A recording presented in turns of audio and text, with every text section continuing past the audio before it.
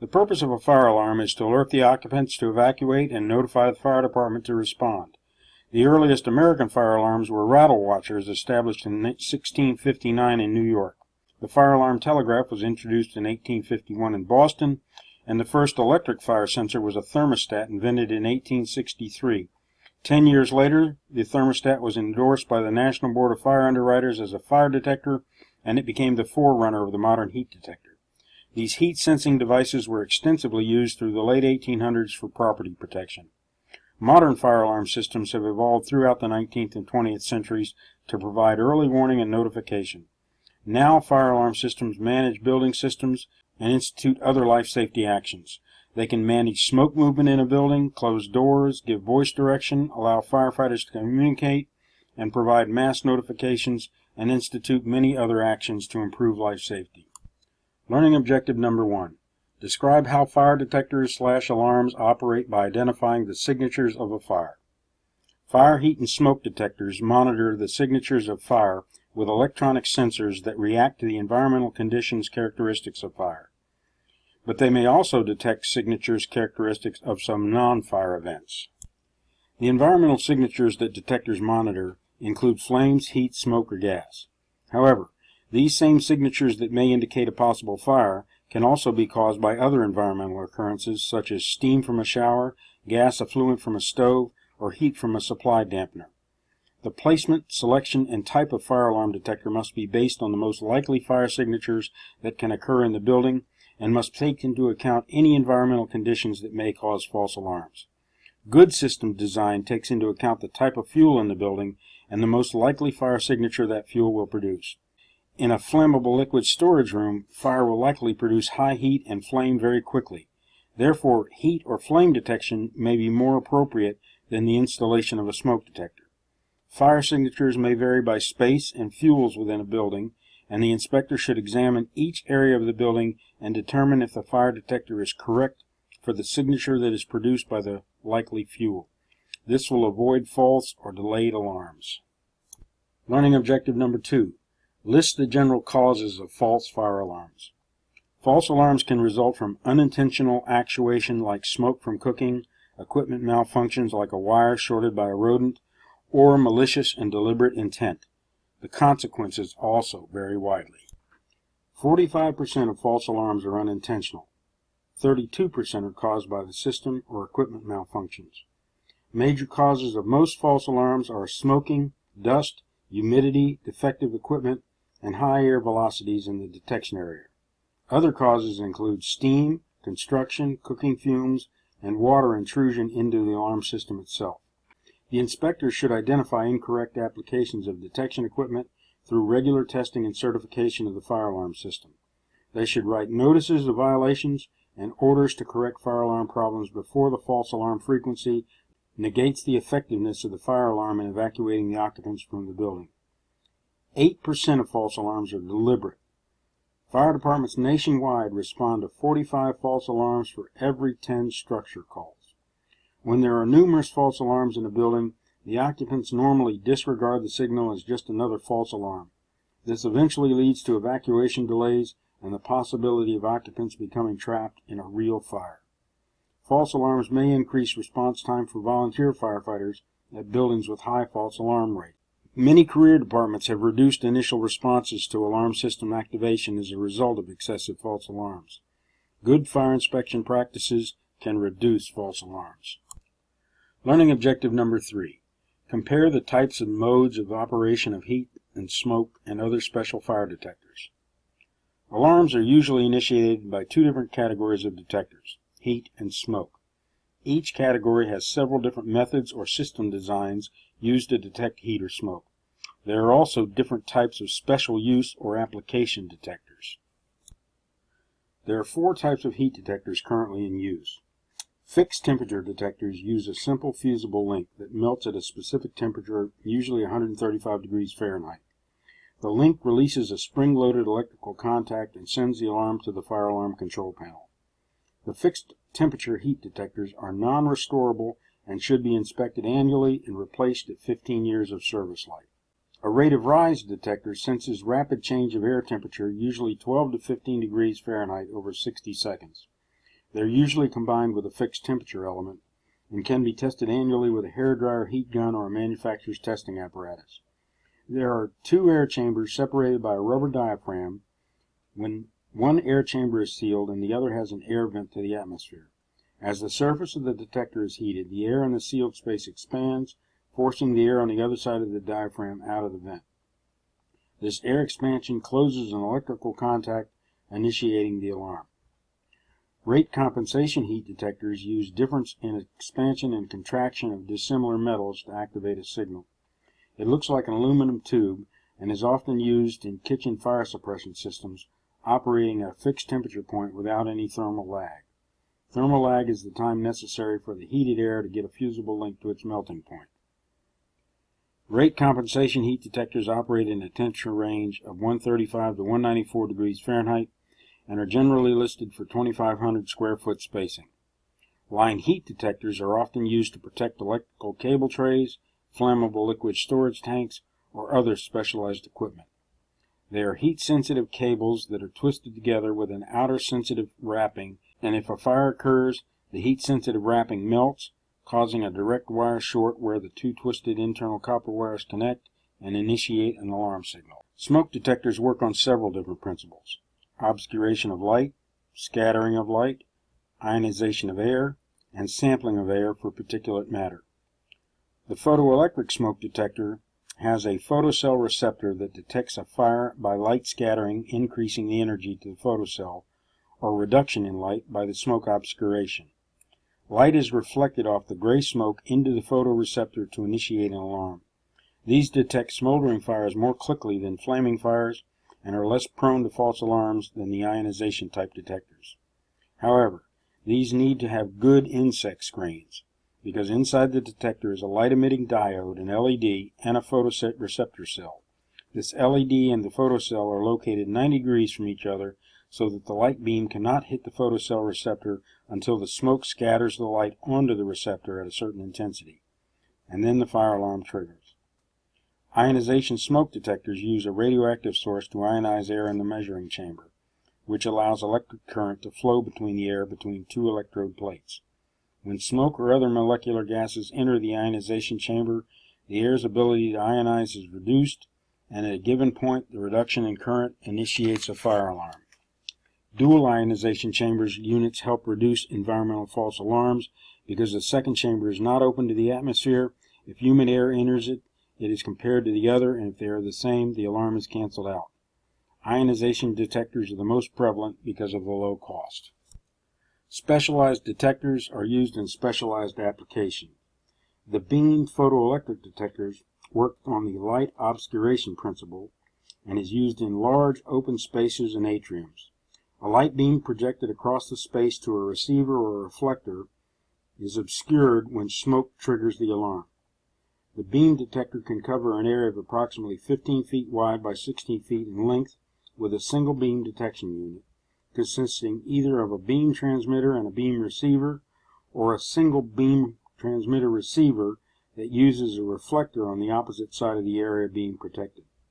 They're more expensive than conventional smoke detectors, but maintenance is less expensive. The advantage of using beam detectors is that less equipment is required to protect a large area, and the system maintenance is more easily accomplished. Duct smoke detectors are required below enclosed ceilings and shut down ventilation systems as smoke enters the duct. They are installed ahead of the supply fan and the air filters, and must be cleaned and maintained annually, with air sampling tubes being examined for obstructions and the sensitivity of the smoke detector being checked. Ultraviolet detectors must be close to the potential source of fire. The greater the distance from the source, the larger the source must be for the detector to see it.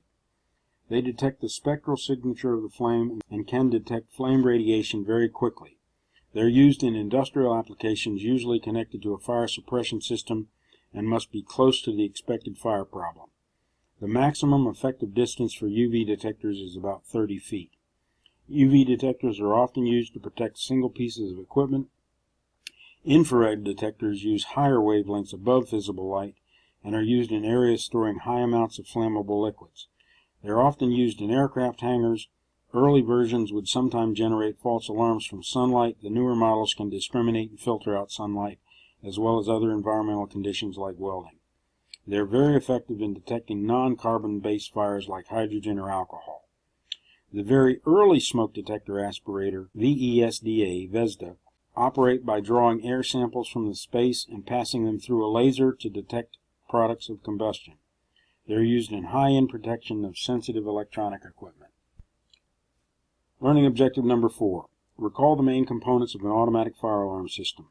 All alarm components must be tested and labeled, including pull stations, water flow switches, devices that detect heat, smoke, gases, light, and other fire signatures, alarm indicating appliances, control panels, and communication devices.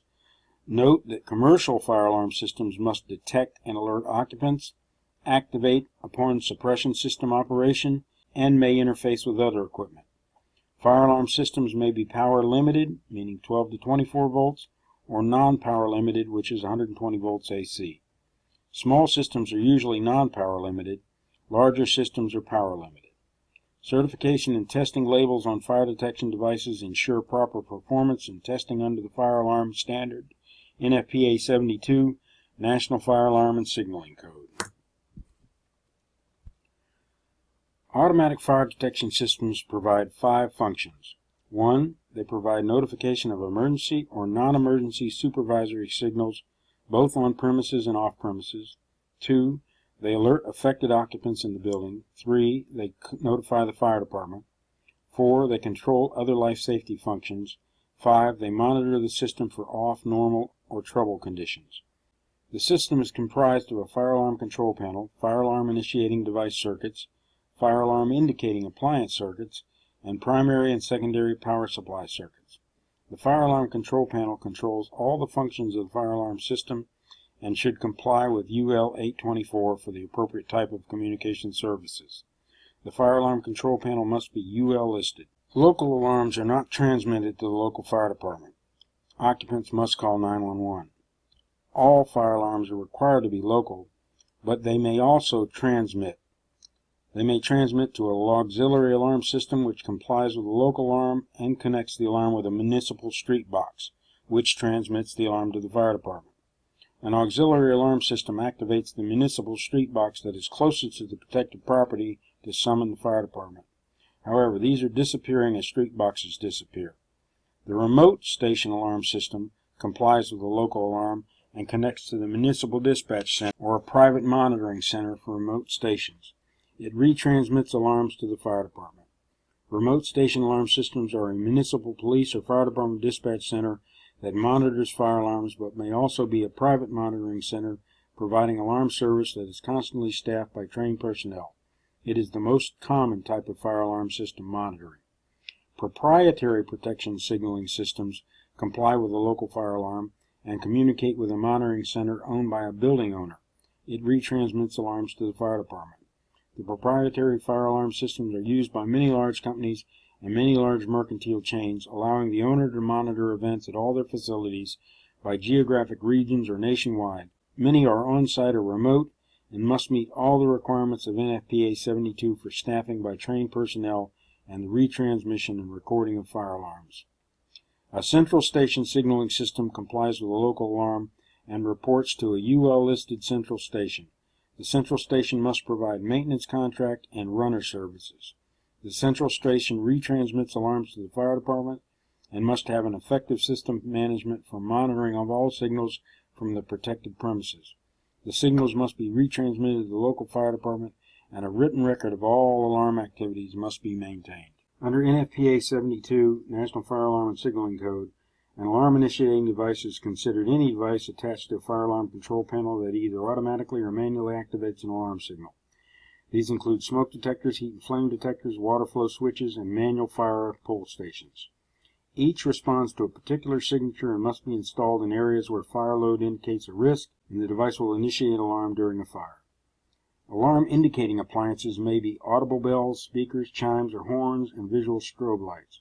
No standard for signal output existed prior to 1997, and in 1997, NFPA adopted the temporal signal as a requirement for NFPA 72, but it is only to be used for total building evacuations. Therefore, an alternate signal is required for staged evacuations. The temporal signal is an alarm that is on half-second, off half-second, and on half-second, and the sequence repeats 3 times within 180 seconds. These are required for new fire alarms, but not in older ones, which are allowed to be used until they are no longer serviceable. A study done in Canada in 2001, however, showed that only 6% of people sampled correctly identified the temporal signal of a fire alarm. Voice communication is much more effective, but must be intelligible. Audible and visual alarm indicating appliances must be mounted 80 to 96 inches above the floor and must produce intelligible voice communication and alarm signals lasting more than 30 seconds. The Fire Alarm Control Panel, or FACP, controls all the functions of the fire alarm, including primary and secondary power, trouble signals, initiating devices, and audible and visual appliances, and is the brain of the fire alarm system. It must be listed for the fire alarm services by UL 864, control units and accessories for the fire alarm system, and must meet the requirements of NFPA 72 for the appropriate type of signaling system used in the building. You should check inside the fire alarm panel cover for the appropriate UL listing and make sure the panel is for commercial use and has a working primary power supply, 120 volts AC, stepped down to 12 or 24 volts by a transformer, and a secondary power supply, which is gel cell batteries or an emergency power generator. There should be a trouble alarm, which institutes an audible and visual supervisory alarm upon detecting failures in any circuit. The fire alarm control panel must be protected within the building by an area smoke detector and by an automatic sprinkler system in accordance with NFPA 72. The most effective means of evacuating occupants or supplying information allows the fire alarm operator to communicate to all areas of the building. The voice alarm communication system activates with a temporal signal followed by a pre-recorded message and allows for selective evacuation when permitted by the fire marshal or fire official. Studies conducted by John O'Brien of the University of Maryland demonstrated that most people become aware of a fire in a building by human communication. The modern temporal signal, while currently required by NFPA 72, may still be ambiguous to many people who have never been involved with a fire or had an evacuation experience. In fully staffed fire command centers, the fire alarm operator may read other scripts over the voice alarm system to provide additional directions to the occupant. Learning objective number 5. Recognize the main circuits of a fire alarm system and their performance measures. Fire alarm circuits are identified by function. The initiating device circuits connect heat, smoke, and other special detectors to the fire alarm control panel. The indicating appliance circuits comprise the audible and visual alarm appliances and some auxiliary device controls. Signaling line circuits connect the protected premises to a remote monitoring station. Initiating device circuits connect heat, smoke, and other special device detectors to the fire alarm control panel and may provide a path for supervising fire alarm components for failure and circuit integrity. This may incorporate an end-of-the-line device, which is a resistor or diode placed at the end of the circuit that reduces current backflow to the fire alarm control panel to supervise the continuity of the circuit. The fire alarm control panel can detect 3 distinct electrical conditions from the devices attached to the initiating circuits. Each electrical condition provides a different signal function. These include reduced power condition on one leg of the circuit and is considered normal, a full power condition on both circuit legs and is considered an alarm condition, and no power on one leg of the circuit and is considered a trouble or ground fault. End-of-the-line devices are placed at the furthest distance on the circuit loop from the control panel, and they allow a slight power reduction on the return leg of the circuit. Indicating appliance circuits contain the audible and visual alarm appliances. Additional circuit loops provide power to other types of control circuits, including automatic door closers, stair pressurization fans, and smoke damper controls. Supervisory current is monitored by diodes and end-of-the-line devices similar to initiating device circuits. Signaling line circuits connect the premises to a central station, a remote station, a proprietary station, or a municipal auxiliary fire alarm system. They must be reliable and redundant. Signaling may be accomplished through telephone lines, optical fiber circuits, radio frequency channels, microwave links, two-way and one-way licensed radio systems, and managed facility-based voice systems, and the Internet. Learning objective number 6. Select the appropriate listing and application of a fire alarm component. In its simplest terms, the code dictates when a fire protection system is required, and that it must comply with a nationally recognized testing laboratory's labeling and listing. The applicable standard will also explain how it should be installed. The listing and labeling requirements are to ensure that the manufacturer of the equipment has built it to the standard specification for performance. The two prominent laboratories in the United States are Underwriters Laboratories and Factory Mutual Research. OSHA maintains a list of other nationally recognized testing laboratories, or NRTLs, for enforcement of the OSHA safety regulations. Learning objective number 7. Outline fire inspection and maintenance requirements for automatic fire alarm systems. NFPA 72, Chapter 10, requires monthly, biannual, and annual inspections of alarm system components. Each test has different requirements. The monthly test is a visual examination of the system, noting any obvious deficiencies such as broken or damaged equipment, supervisory or treble alarm indicators at the control panel, or equipment in need of cleaning. It also includes an operational test, including the Digital Access Communications Transmitter, the DACT. The semi-annual inspection requires at least 25% of the speaker circuits be tested, and the primary power supply shall be disconnected and the secondary power supply tested to ensure the required performance. At least 10% of all the heat detectors shall be tested, and all the smoke detectors. The remote annunciators and all the fire extinguishing systems interconnection relays shall be tested. During the annual inspection, all components shall be tested, including all functions of the fire alarm control panel, such as the lamp test, the primary and secondary power test, the battery charger, the bells, horns, strobe lights, and speakers. All fire alarm system fuses shall be removed and checked for proper ratings. Smoke detectors must be calibrated. The code stipulates that the calibration testing of smoke detectors must occur 1 year after the initial installation and every 2 years thereafter. At least 2 heat detectors out of every 100 installed must be destructively tested, and if the heat detector fails in the laboratory test, then all heat detectors are required to be replaced. Inspection and testing is typically conducted by certified fire alarm technicians and witnessed by the fire inspector. Fire heat and smoke detectors detect the signature of fires with sensors that react to the environmental conditions, including flame, heat, smoke, or gas. False alarms can result from unintentional actuation or deliberate and malicious intent. Alarms are usually initiated by 2 different categories of detectors, heat and smoke.